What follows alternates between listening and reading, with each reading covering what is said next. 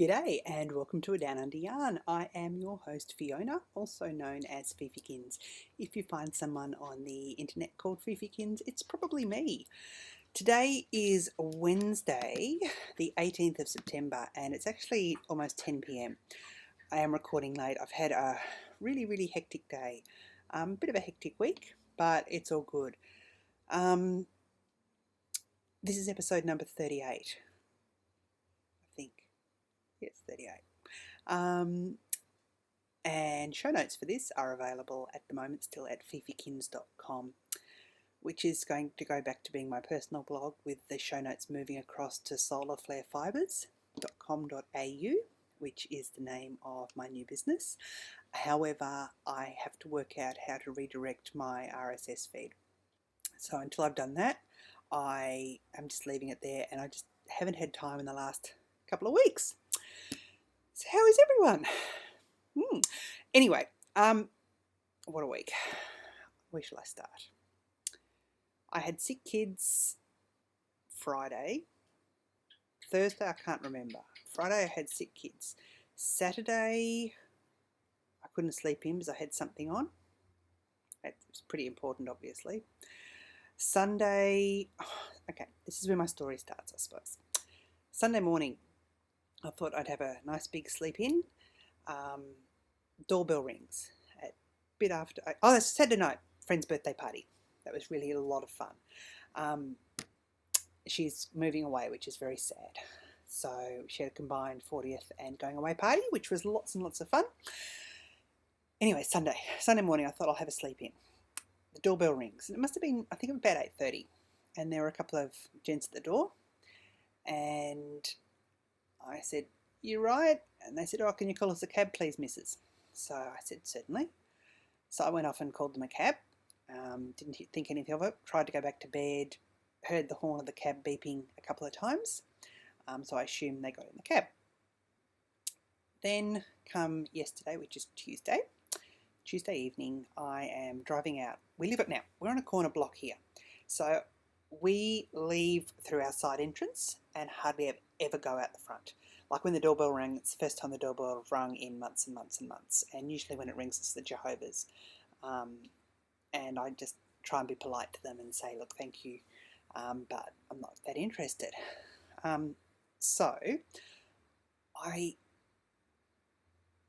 Yesterday afternoon, the ladies from across the road, lady and her sister who's been staying with her, and I know both of them actually, came rushing over and they said, "Someone's just walked out of your garden." They said, "I think you've got people living in there." And I said, "Right." And we asked the lady, she actually had walked out, and they said, "Are you right?" And she goes, "Oh, I'm meeting my friends here." And I said, "I don't think so." And she said, "Oh no, they said I could meet them here." And I said, "No, I don't think that's the case." And she goes, "Oh, they've been staying here." And I said, "Well, they shouldn't be." And then the ladies from across the road, because I was just being me and being polite, started going on and really ripped into her and said, "You tell them they're not allowed to come here, and if I see them here, I'm going to call the police. And this lady's got a huge black dog. You've probably heard it." And this lady was obviously getting upset by it all. I said, "Look, they can't stay here. I'm really sorry." So I went and picked Jasper up from drama, came back, and Mima was here, and we went out the front, and lo and behold, there was a tarp in the front yard. Now, the front gate hadn't been closing. It's on a bolt that slides across, and because of the change in weather fluctuations, the gate is been higher than the bolt, so I haven't actually been able to close it. So Mimel actually hung on the gate to get it to lower so he could push it in. So it's firmly pushed in now, and it's actually quite difficult to open. So no doubt when the electricity and the water people come to read my meters, they will let me know that they're having trouble. Anyway, so I rang the police, and I didn't ring the emergency line. I just rang the police link number and got someone down in Brisbane. And I said, "Look, I think I've got squatters in my front yard. There's been some people camping there." And she said, "Oh, that's the funniest I've heard all night." And I thought, well, yeah, it is kind of funny, but not really, because the reality is that the government has instituted a move-on policy for rough sleepers, and itinerant people, and it looks like they're now moving out into the suburbs. I'm probably about 5-minute drive out of town, out in the suburb, normal suburb, middle class suburb. So yeah, I went and saw another neighbour across the road who was furious and said I had to contact the state member, which I did today, and just got a polite reply saying, oh yeah, we're trying to set up a 40-bed hostel to help rough sleepers. That's all well and good, but it doesn't address the roots of the issues, which are quite varied. The police did call round yesterday evening, and with their thing, Ninja went absolutely crazy. They said, you mean people have been sleeping out there with a dog that goes on like that? And I said, well, yeah, except if you talk to her, she'll just roll over and ask you to tickle her tummy. And they just laughed. Anyway, they said, look, you've closed the gate. If you see them back here, to call emergency 000 or 911 instantly, and we'll send someone around and we'll pick them up and move them on. And I said, look, I understand all that, but I don't think they've caused any trouble. They haven't been making any noise. They haven't built a fire, nothing like that. So yeah, we'd put the tarp out the front. The tarp's actually still there. It rained last night. I suspect they found somewhere else to sleep. Yeah, so it was a bit disconcerting, I suppose.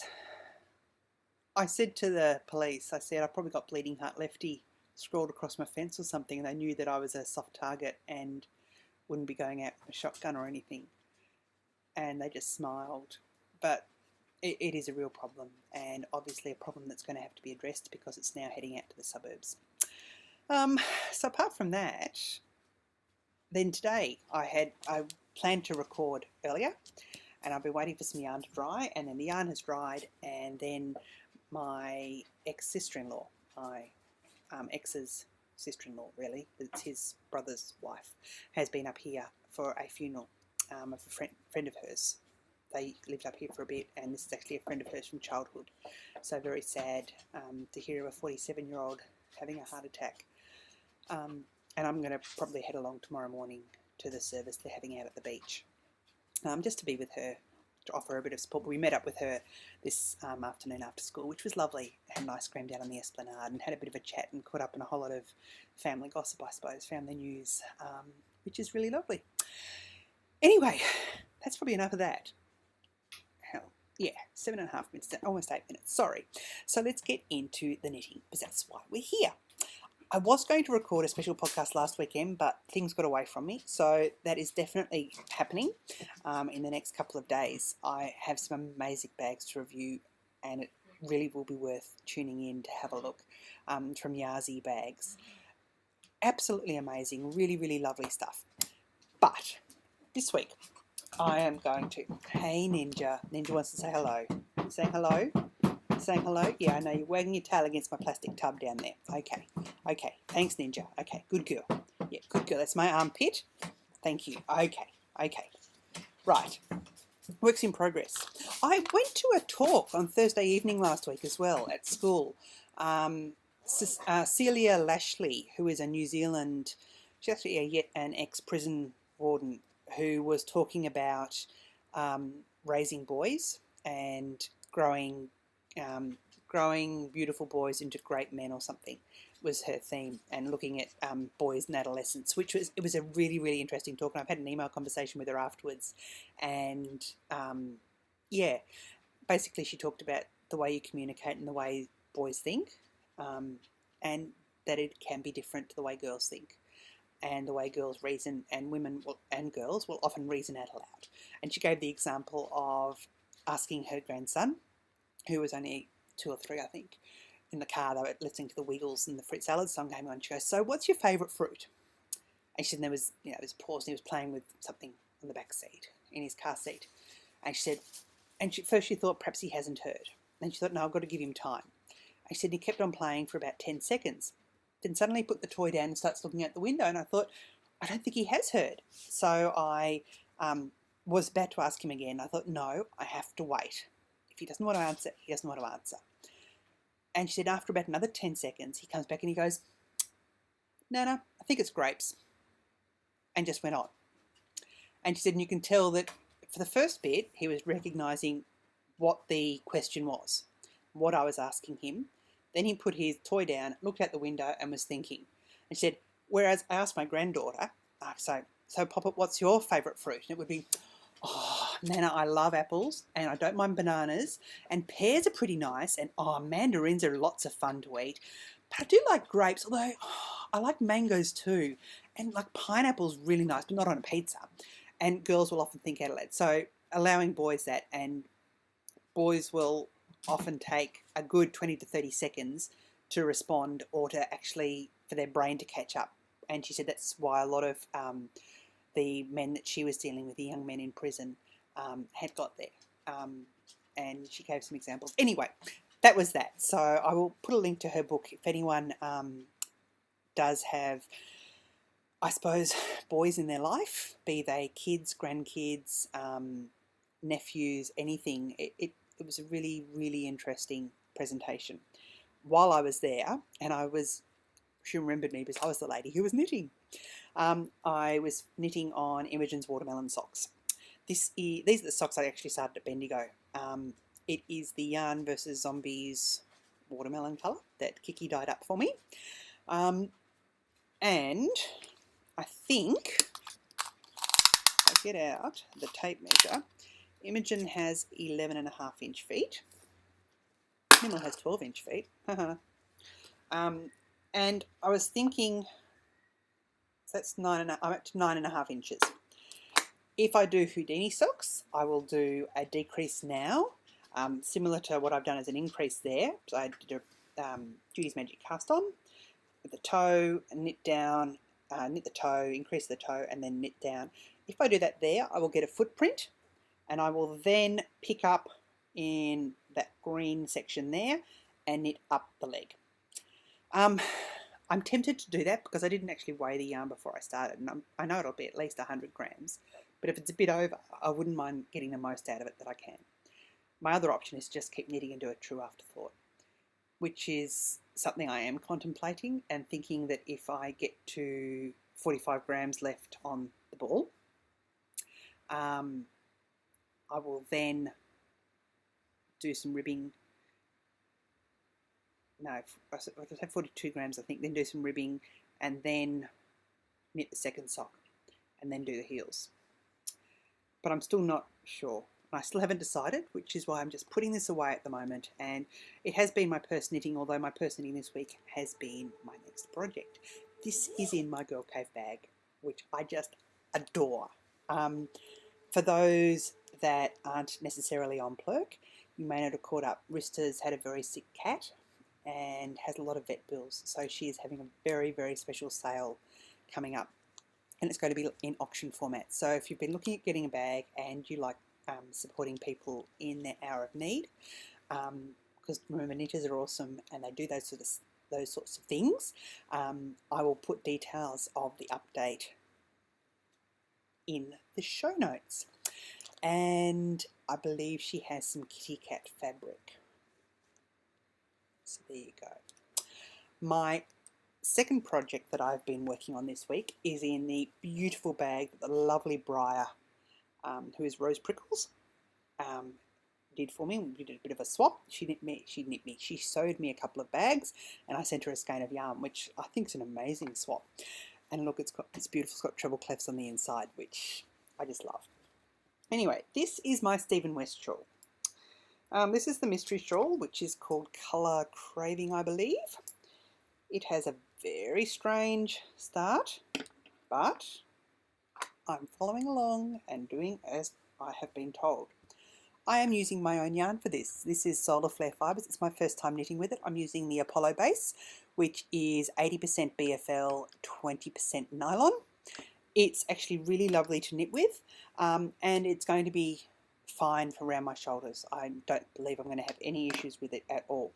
I am a bit over halfway through row-wise, so I've still got a bit to go. It's a bit boring and monotonous at the moment with all the garter, but it has this amazing spine. I should probably have warned people. I did say I was going to talk about it if you didn't want to be spoiled, but there's photos everywhere. So I'm using this orange colour, which is called Burning Orange. That's actually a fairly accurate representation. And the grey colour here, another accurate representation. Perhaps I should record in the evening more often. And that is called Shades. They're my first two colours in there. Apart from the weird, there we are, the weird spine, it has some lovely yarn over details. I'm just about to do my third one now. Yeah, look, I just haven't had time the last couple of days to sit down and knit. I should have the clue finished by Friday. I'm not that worried. My third colour is People Eater. Perhaps a bit purpler than that. It's probably showing it a bit more blue than what it is. That's okay. So that is that. I have done a bit more knitting this week than I have in previous weeks. Kind of got my mojo back. Definitely I've been dying up a storm. Acquisitions. I do have some acquisitions and I will just run and grab them. Sorry about that. I will be more prepared next week, although I think I say that every week. Hey, I don't mind doing a bit of editing. My first acquisition is my beautiful Fleece and Fibre source book, which I'm really, really pleased arrived. I ordered it through Booktopia here, and of course they told me it was in stock, but it's taken me 3 or 4 weeks to get here because they did order it in from overseas. So many people have done fantastic reviews on this. I can only add to what, I can't really add to what they've said, except to say it's amazing. And if you are at all interested in different fibres, I do definitely recommend it. I've only read tiny little bits of it, but I'm like, oh. So yes. Secondly, this actually arrived last week, but I forgot about it. The 2 or 3 years ago, it must be, how long have I been knitting for now? 3 years? 2 years? 3 years? 2 years? 2 years. 2 years ago. Kylie Gusset, who is gusseting on Ravelry, started up the Ton of Wool project, and her aim was to get Cormo yarn that was grown in Tasmania in Australia and have it all processed in Australia and then sell it, because most of the scouring and processing of fleece into fibre or into yarn is done overseas. She managed to do that. There were quite a few hiccups along the way, I think you could be polite enough to say, but I ended up with my 10 ply I think I got last time. I got 200 grams of that, and I still haven't knit with it yet, but it's beautiful squishy wool. Well, she's since been unable to have everything processed in Australia, but has found somewhere in New Zealand that will do the processing and the spinning. So she has done some more, and she has crowdsourced the project again. I got in early when she had a discount offer on, and I was able to get 2 big 300 gram single origin 100% Cormo wool 4-ply fingering weight, 300 grams net at standard condition. So I ended up with 2 of these. And they actually, take the label off, that would be a beautiful pillow. They are just lovely. They're in the natural grey, it's undyed yarn, it's the natural fibre. She did have some black and she's blended that with the white in this, and really, really love it. I got 600 grams and it's, what do we say? It's called mid-grey. It is, there we are, 1,056 metres or 1,154 yards. So I actually have 2,300 yards. My original plan was to do a sweater in this, but I'm not sure. I've looked through so many patterns and had so many ideas and thought I should have got the 10 ply, but then realised that it's pretty unreasonable in this climate here to use 10 ply. So whether or not it's 11.54, I'd probably get a short sleeve something out of this, but I don't know. So I have these 2. They're just going to marinate in my stash for a while, and I have no problems with marinating yarn. So that was that one. Then today, I got a Yarn vs. Zombie package. I got 2 club shipments that came through today. So The first one is from the Geek Treat Club, and I ordered fibre, and here it is. This is the Tolkienverse colourway. That's pretty accurate actually. It's got probably that's a bit darker orange than what's showing up there, but the browns and the oranges, it's very autumnal and very beautiful. It's dwarven style, 100% Corriedale. I do love Corriedale. So that is done up in one of Kiki's amazing square braids, which she did send me the link on how to do it. It's a page in German, but Google Translate works wonders. So I will be trying that at some stage. So that was the first fibre that turned up, and it came with chocolate, which I ate for breakfast because I'm a grown-up and I can choose to do things like that. The second shipment is from the Sheep Tasting Club. This is the August fibre, which is Finn, which I'm really looking forward to spinning. It's 100% Australian, and again, very autumnal colours, greeny browns in there. I think Kiki says in the tasting notes, it's a critically endangered sheep with under 300 registered breeding ewes. It's a medium to medium fine fibre, and the wool is known to have a lustre usually only seen in long wools. Finn sheep come in many colours but lighten out as they age. This fibre was fawn or Wallenruschia to begin with. So really lovely colourway, colour dye job on that. So there is that as well. Now I have all this fibre. I haven't actually done any spinning. I meant to go to Fibre Crafters last Friday to card out the Gotland fibre that I have. However, the kids were sick, so I didn't get there. Those are my acquisitions. The yarn tasting next month is Manx Longhorn. I haven't signed up for it yet, and I hope to, but it will depend. I think that's probably all there is in the way of update. Sorry, that was me snapping my tape measure, a Loopy U tape measure. I discovered I completed all my Loopy U things, got my yarn, so I've ordered that. So I look forward to that arriving.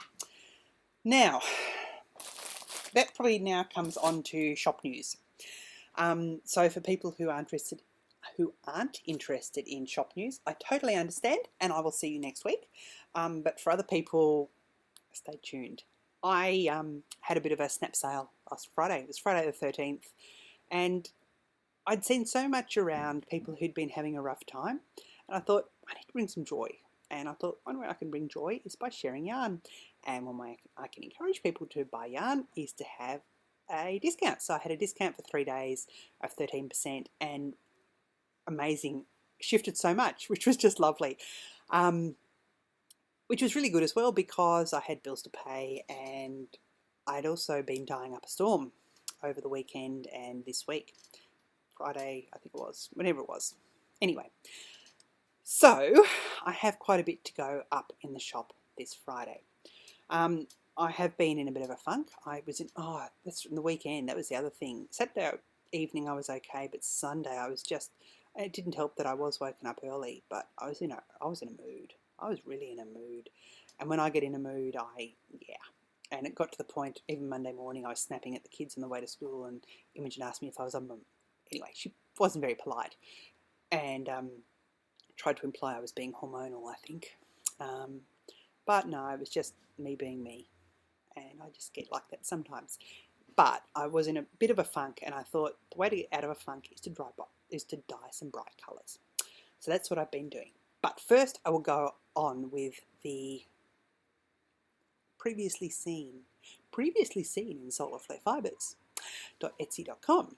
I have Dragon Scales. This is on the Sol base, which is the 100% superwash merino. It's a 3-ply yarn, 490 yards. And it's a teal with the flashes of like a reddy burgundy on the outside. So, I was wondering where I'm going to put these. Excuse me. I have a tub down here, so I will use that. So there is, best thing is the tub's got nothing in it because I've cleaned it out, so I can actually put them straight into the tub. The second one is again on the Sol base, and this is business as usual. Now, business as usual on the Sol base, I've discovered dyes up a bit lighter than what it does on the Apollo base. This one was a bit lighter than I would have liked, so I'm putting it up in the shop, and I will note that it is lighter than the Apollo colourway. I dyed an extra couple of today as I had one for a custom order. One's come out quite a bit darker again, the other one's a bit like this as well. So yeah, this has been reskeined. It has shades of brown and blue through it and reminds me of 70s suits, 70s clothing. So there we go. That's business as usual. I do have some other Sol bases, but I'll get to those when I get to the other ones. Just a bit of a break up here.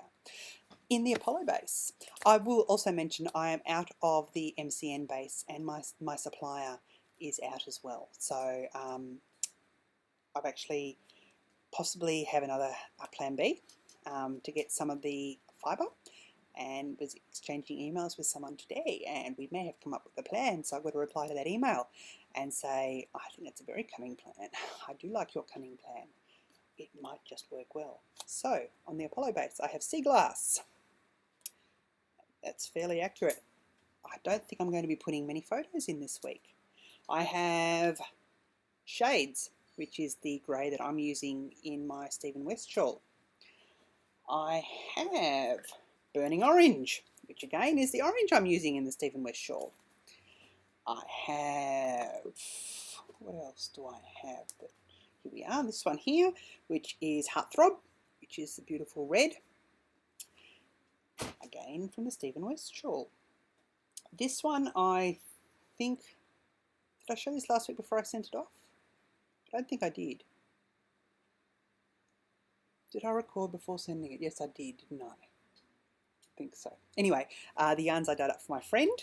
This was the pale orange, which is called Bittersweet. And that, you can see my printer's running out of ink, but I still printed the labels this week. So that is Bittersweet. That will be going up. Then I have new colours. And I suppose Bittersweet's probably a new colour because I haven't actually had it in the shop before. I've got a one of a kind. I was dyeing Ron, which was the burgundy that I did last week, and got my ratios around the other way, and then I've marked this as one of a kind anyway, because I don't know if I'm going to be repeating it. There'll be photos of this up. It is no, there we go. It's a burgundy with flashes of blue through it. Probably a little bit redder burgundy than what's showing there. Probably there and there is more accurate. Look for the photos. So I didn't get to take photos this afternoon. Then I have this one here, which is a deep, deep red, and I'm calling this one Wine Dregs because it reminds me of, the bottom of a red wine glass, or the end of the bottle.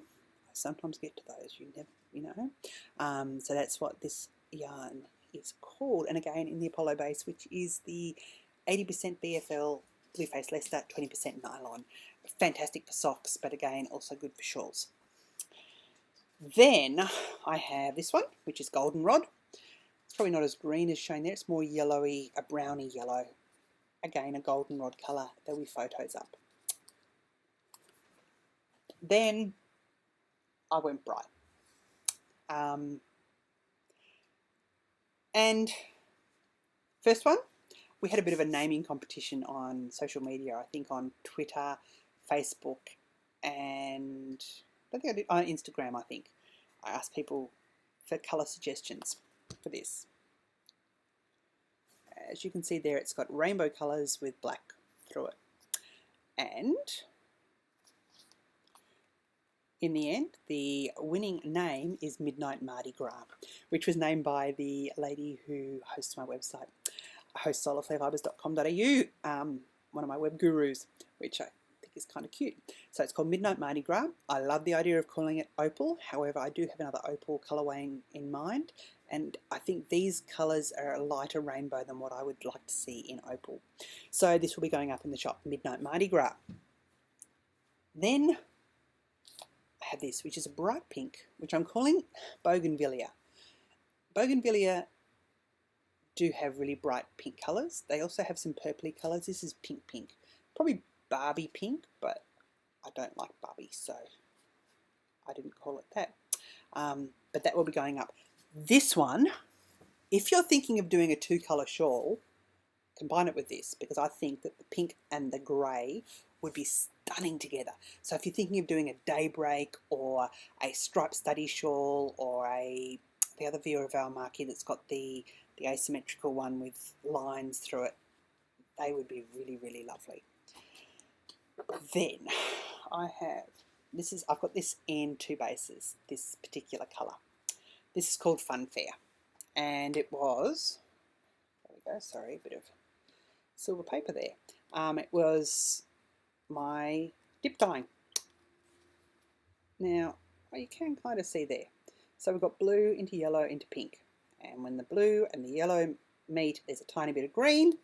When the blue and the pink meet, there is some purple in there. So that is called Funfair.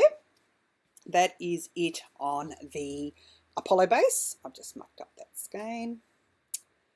That is that one there.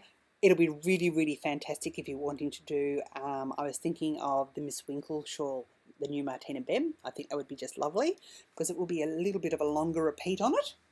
I also have it in the sole base, which is the 390 yards, which would be perfect for a hitchhiker. So this has just been drying today. This was dyed up yesterday, so it hasn't been fully skeined up. But you can see the pink. That actually is not that much of a big white blob there that's coming through. It's probably a bit tonal, but that... Anyway, there's that bit there. There is the blue, which is probably a bit more lighter than that, probably closer to that, into the yellow. So that is on the sole base.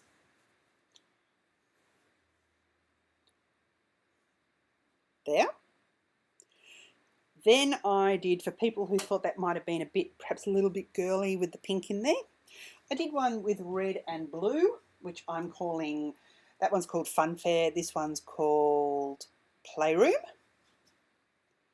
And that has a red and a blue, and the blue is quite mottled, which I really, really like, and the yellow. So, okay, I've only done this one on the sole base, which is the 3-ply merino 390 yards. So there is that. You don't actually get that much of a rainbow contrast. When I was dip dyeing these, I didn't want to blend them too much because the reds and the blues are not a straight colour, they're a blend of colours. And sometimes when you mix that with the yellow, it can get a little brown. So I didn't mix them that much. You do get a bit of an orangey, corally colour there, but not really that much green. So again, that would be quite nice for a hitchhiker. Then I had some fun. Yesterday I had lots of fun. My inspiration was probably fairy bread, which I loved as a child. I loved fairy bread, which is bread with butter on and hundreds and thousands. I don't think it's just an Australian thing. I think it's all around the world. So this yarn here, I don't mind telling you what I did. I was going to call fairy bread, but then I was going to call it clown bath. But now I am calling it confetti cupcake. And there you go.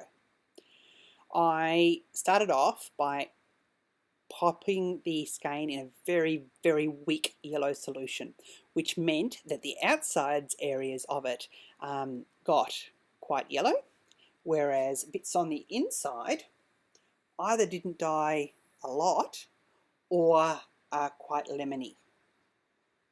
So that created a bit of variety there. Then I wrung it out fairly well, put it down and sprinkled dry dye powder on top in the different colours, and then patted that in. So it means you've got blobs somewhere. You'll probably have my fingerprints on there in a couple of places, although I was wearing gloves, so you won't have my fingerprints. But I really, really love this. And again, 490 yards, be great for a Martina Bem shawl, a hitchhiker or something like that. But again, as well, I think this one would be fantastic for a baby cardigan. I think it'd be really funky for baby wear.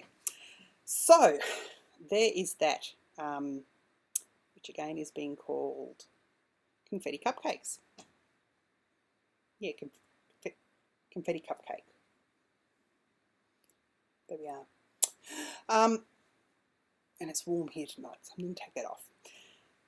So that is all the yarns. That's a lot of yarn going up. So I would like to encourage people to buy. There is still the coupon code for those viewers of Joyce's podcast, Aussie Yarning, who are going to take part in the knit along with that.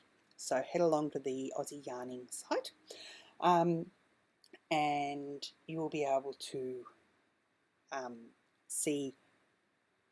You'll be able to get the coupon code there. I think she's also got it in a Ravelry group, so have a look there. These will be going up Friday morning, 9:30 my time, to 6:30 Central Time in the US on Thursday. And I think that's about it. As I said, I am out of MCN base. I've still got one custom order I dyed up. I will have a spare MCN going up next week, I think. I don't think, it's not dry yet, and I think I'll just leave it for next week. It is a heartthrob that is paler in parts than what I would like, so I'm just redying another skein of it. I was going to overdye it, then I thought it's going to be too complicated, and I'd rather just sell that one as it is, and this one for the order I will just do again. So there's that. I think that's it. This week, kids break up on Friday and then are flying down to see their dad and my mum in Melbourne. So their dad's living halfway between Adelaide and Melbourne now, in the country there. Well, he's not. Apparently he's living there till Easter next year at least. So he's been down there since Easter this year. And it'd be great for the kids to catch up with him. Means I'll have a couple of weeks to myself, which I think I'm kind of looking forward to, just being able to chill out a bit. So they're going to spend, I think, a week with him, then have a week with my mum in Melbourne. So that'll be quite nice. They fly into Adelaide, then fly back from Melbourne. Have to have them at the airport at, sparrows fart on Saturday morning. So that will be interesting. Apart from that, I will have my mystery shawl. Hopefully I will have some of Clue 2 to show you next week when I get into that. There was something else from the shop and I can't remember what it was. I'm not sure. Anyway, those yarns will be up Friday, so you'll be able to get them from Friday. And as always, if there is a yarn that you would like a custom order, just let me know. I don't know if I did mention this last week. I think I did. I have paid to go to the Zombie Knit Apocalypse next year, which is a little bit daunting. I put it all as part of my business plan when I did it. I've got two reasons. One, I really want to go and meet everyone there. The other thing is I really want to be able to get more of my yarns into the States, and I think that part of it is being able to be there and to show people. It's better than just showing on a video screen or via a camera. People like to be able to touch, and I don't blame them for that. Plus, it would get me a week over there. I was looking at airfares on Saturday, Sunday, whenever, and they're still not down in price enough for me to order an airfare yet.